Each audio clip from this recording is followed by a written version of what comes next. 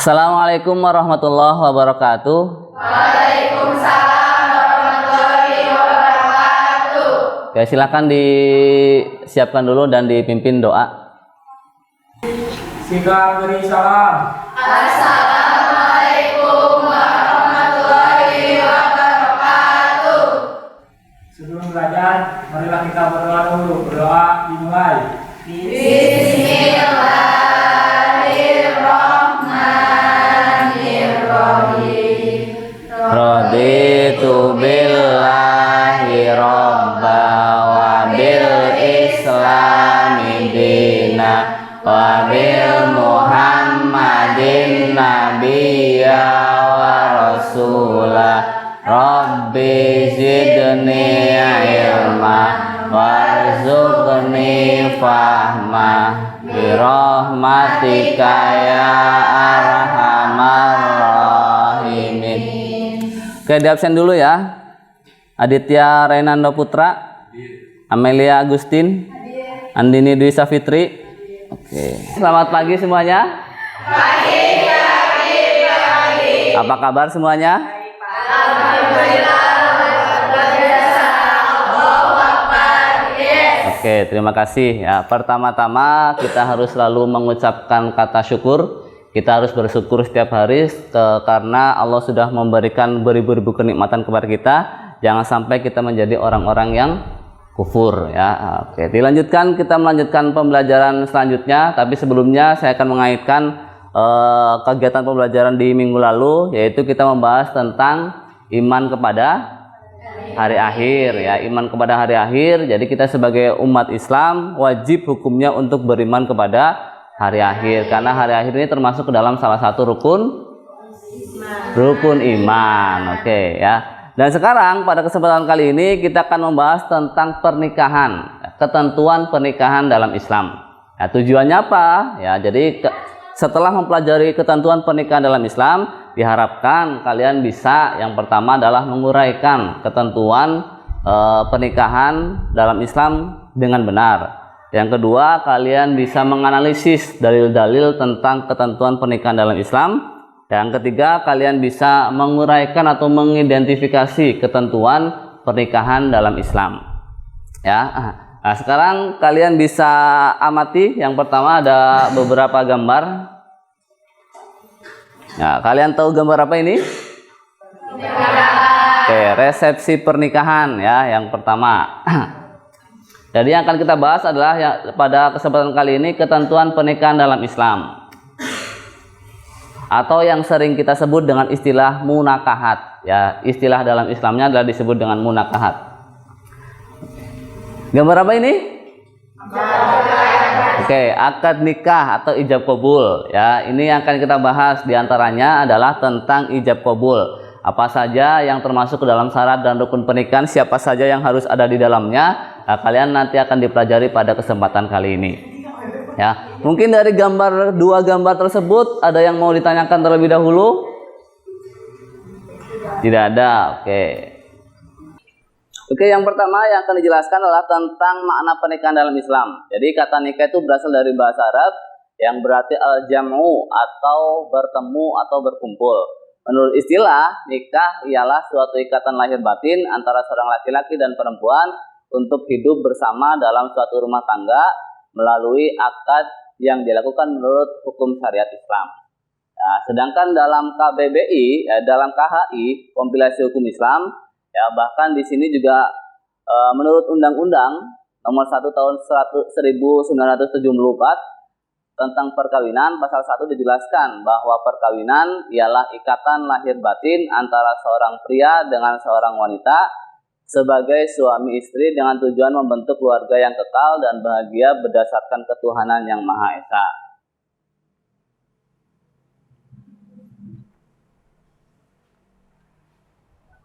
Dan ini tentang hukum pernikahan ada 5 ya. Ada 5 hukum pernikahan, yaitu mubah, sunnah, makruh, haram, ya, dan wajib. Nah, setelah melihat beberapa gambar tadi, ya, mungkin ada yang mau ditanyakan? Acungkan tangannya. Ya, Sania silakan. Apabila suami istri bercerai dan memiliki anak yang masih kecil atau belum balik, maka yang lebih berhak memelihara anak tersebut siapa, Pak? Oh ya, ada sebuah pertanyaan.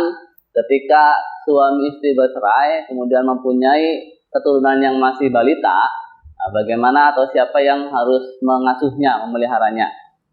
Ada yang mau menjawab? Ada yang mau berpendapat? Oke, bahwa kalau kasusnya seperti itu, kalau anaknya masih di bawah umur atau belum balik, maka yang paling berhak mengasuh atau memelihara adalah ibu kandungnya, ya, karena masih membutuhkan, kalau masih balita berarti mungkin masih membutuhkan ASI eksklusif dari ibunya dan juga pendidikan pengasuhan langsung dari ibu kandungnya. Ya. Oke, kita lanjutkan. Tujuan pernikahan. Nah, di sini ada 5 tujuan pernikahan. Yang pertama untuk memperoleh rasa cinta dan kasih sayang. Yang kedua untuk memperoleh ketenangan hidup. Yang ketiga untuk memenuhi kebutuhan seksual, birahi secara sah dan diridhoi Allah. Yang keempat untuk memperoleh keturunan yang sah dalam masyarakat. Dan yang kelima untuk mewujudkan keluarga bahagia dunia dan akhirat. Dan yang terakhir adalah tentang rukun nikah. Ya, jadi rukun nikah itu ada 5 beserta dengan syarat-syaratnya. Ya, 5 itu ada calon suami, calon istri, kemudian ada wali, 2 orang saksi, dan ada ijab kabul.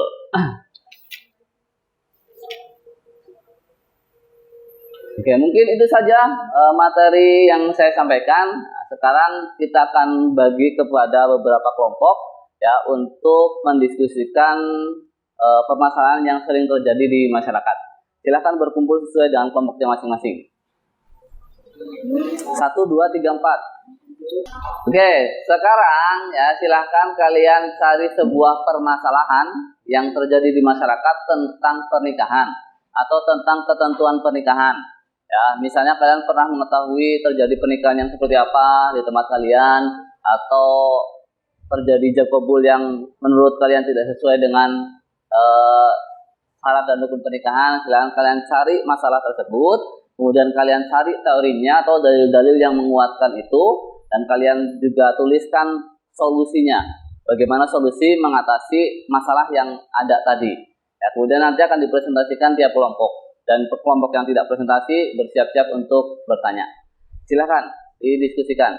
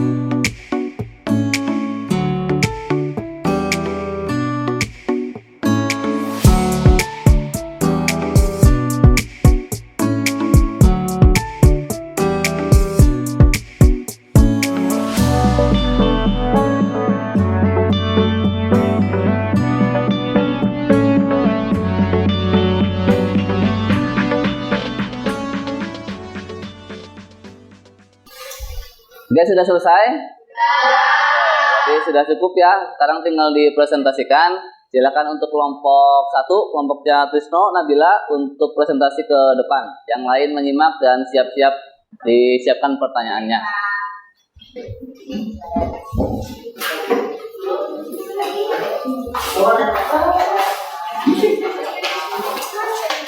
Assalamualaikum warahmatullahi wabarakatuh.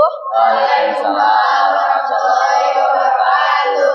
Perkenalkan, kami dari kelompok 1 akan mempresentasikan mengenai problematika yang terjadi di masyarakat, yaitu kami mengangkat masalah tentang kawin lari. Sedangkan teorinya adalah rukun dan syarat pernikahan, yaitu ada 5. Yang ke-1, syarat sah menikah adalah adanya mempelai laki-laki. Yang kedua, adanya mempelai perempuan. Yang ketiga, adanya wali nikah perempuan. Yang keempat, adanya saksi nikah. Yang kelima, ijab qabul. Dari teori tersebut, kesimpulan dari kelompok kami yaitu kawin lari itu tidak diperbolehkan karena mengalahi syarat dan rukun pernikahan, yaitu tidak adanya wali yang dimintai izinnya. Sekian dari kami, mohon maaf bila ada kesalahan, silakan bila ada yang ingin bertanya. Silakan kalau ada pertanyaan. Siapa yang akan menjadi wali nikah dari anak hasil pernikahan?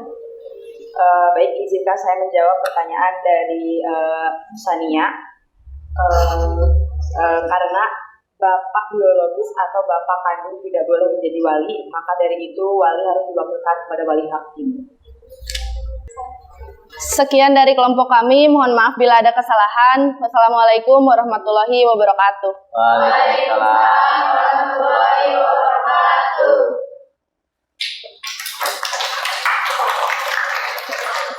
Oke ya, sudah ya. Itu dia presentasi dari tiap kelompok. Berikut pertanyaannya, permasalahan-permasalahan yang ada di masyarakat. Ya, sudah ada solusinya masing-masing. Berarti sudah selesai pada pembelajaran hari ini. Berarti untuk pertemuan minggu depan, saya akan kasih beberapa tugas atau proyek bagi kalian. Yaitu kelompok yang sudah dibentuk ini, ya minggu depan akan mempraktikkan tentang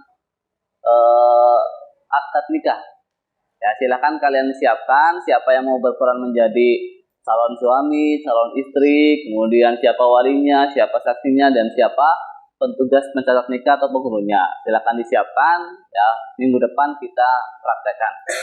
Ya, itu saja. Kemudian yang terakhir, ya saya akan memberikan beberapa pertanyaan kepada kalian. Yang pertama tentang pembelajaran hari ini. Ya, bagaimana proses pembelajaran hari ini? Sudah paham semuanya? Oke, alhamdulillah kalau sudah paham semuanya. Yang terakhir, saya akan bertanya kepada beberapa siswa. Daniel, Daniel. Tadi mengenai materi hari ini tentang rukun nikah. Rukun nikah ada berapa nih? Oke, ada 5. Yang pertama apa rukun nikahnya? Calon suami. Oke. Kemudian Amel, ya Amel. Kalau hukum nikah ada berapa, Mel? Hukum nikah ada 5. Apa saja 5 itu? Haram dan nafsu. Oke, ya. Itulah materi yang bisa saya sampaikan yang kita pelajari pada kesempatan kali ini. Ya, sampai bertemu di pertemuan selanjutnya. Ya, kita akhiri bersama dengan bacaan hamdalah. Alhamdulillahirabbil alamin. Saya akhiri. Wassalamualaikum warahmatullahi wabarakatuh. Waalaikumsalam warahmatullahi wabarakatuh.